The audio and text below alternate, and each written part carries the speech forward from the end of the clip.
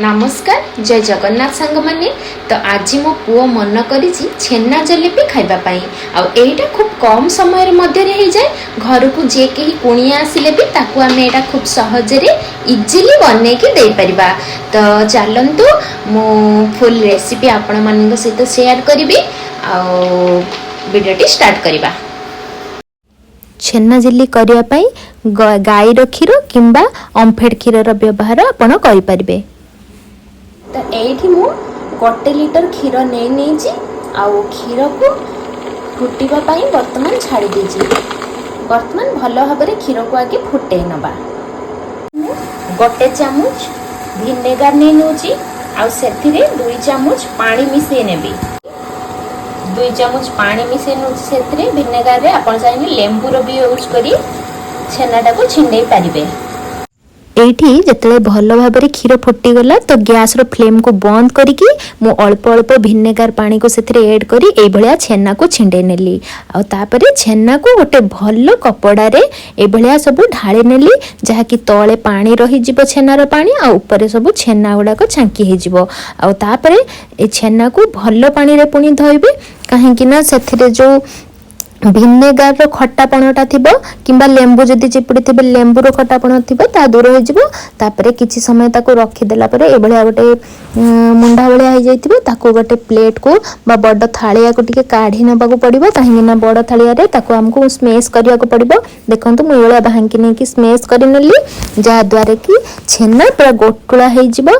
आ बहुत सुंदर भाव पूरा नरम है जमती अटार गोटे आम डो प्रस्तुत करूँ से भाया होकी पर्यंत आमको ये हाथ में टे स्मैश करने पड़ो।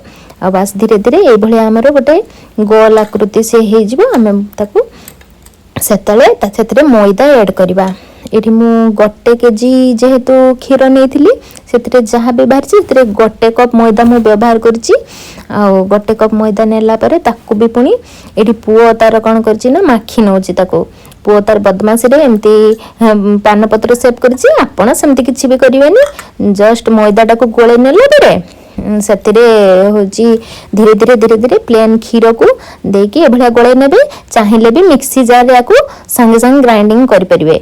मु मिक्सी जार रे न करी बड़ा हाथ रे होची करि नौची गोळे नौची टिके बेसी समय गोळेला परे ए भलिया थिकनेस रहिबा दरकार काहे कि ना होची जिलेबी को टिके बहलिया रखिले ता बैटरटा भल हबो। आ मु सेथरे टिके खाइबा सोडा ऐड कर देची जहाँकि भितर फ्लफी हम आ फूड कलर ऐड कर देची। कलरटा देले टिके सुंदर हुए।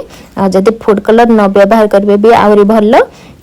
तो किछि मु अलग जिनस व्यवहार करनी ए जो ओमफेड पैकेट रो क्षीर पैकेटटा थिला ओमफेड पैकेटटा आ से ताको गोटे ग्लास ऊपर ए भला रखी देबे पछपट्टा टिके छिंडले कि रखी देली ता हितरे सब पुरे देकी तळ मुहटा जेतिकी सरू रे आपण करिए से भला होची करिकी ए भला आगे थालिया रे गोटे करिकी देखिबे पुओ तार करूची से उल्टा पटे करिची बाहर गोल करुची। बाहर गोल कले सेटा होची मेला हे जिवो से सेटा भी माने जतले छांकुची देखंतु बाहर करिची से जहा कि पूरा मेला हे जिवो सेमती करिवेनी।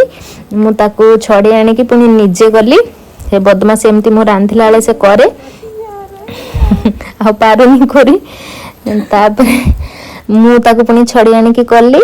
तो एबे देखंतु भीतर पटु बाहर को बुलेबे आ बाकी चमच साहाଯ୍ୟରେ हो किंबा होजी कोनोसी गोटे जिंस साहाଯ୍ୟରେ हो ए बळा भांगी नेबे। मु जो बळा भांगी नौजी खूब सहजरे हे जिवो जेहेतु मु पूर्वरु भी बारंबार एटा करे तो मु करि पारुची सहजरे आ होजी टिके धीरे धीरे करी करिवे हे जिवो। बस ए बळा भीतरु बाहर को नेबे भीतरु बाहर को नेबे बाहर को भीतर को नेबे नहीं। तो एठी होजी एटा स्लो टू मीडियम कुक रे करिवे। स्लो टू मीडियम रे करू करू मु एपटे होजी चीनी रो सिरा प्रस्तुत करि नौची। 3 कप चीनी नेची 3 कप चीनी रे मु 2 कप पानी ऐड करची। देखंतो एठी 2 कप पानी पूरा ऐड करची आ अधिका देबेनी। बस एथिरे भल किना आमे ताको फुटे नबा। चीनी हमर मेल्ट हे सरला परे गुजराती चट्टा ऐड कर देची।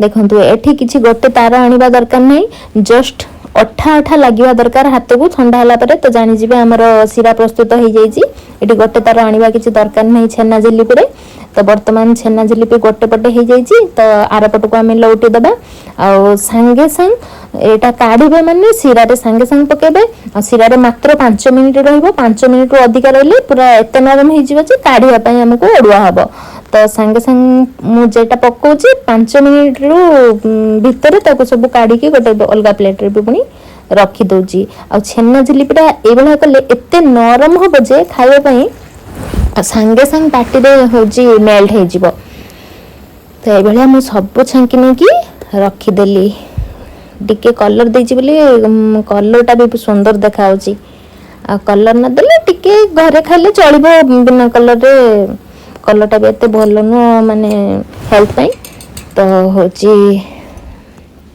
मेटी देखै छी बोली पके देछि टिके भल देखा जिवो वीडियो करछि बोली तापरे टिके होची रस पके देछि जे खाइबा पई बढ़िया लागिबो देखिबे चम्मच रे टिके भांगीबी केते नरम हे जी सेथु आपण जानि परिबे ए देखंतो केते नरम हे जी संगे संगे भांगला आ देखिक तो मते लोभ लागलानी जदि वीडियोटी भल लागिबो चैनल को सब्सक्राइब कर देबे थैंक यू।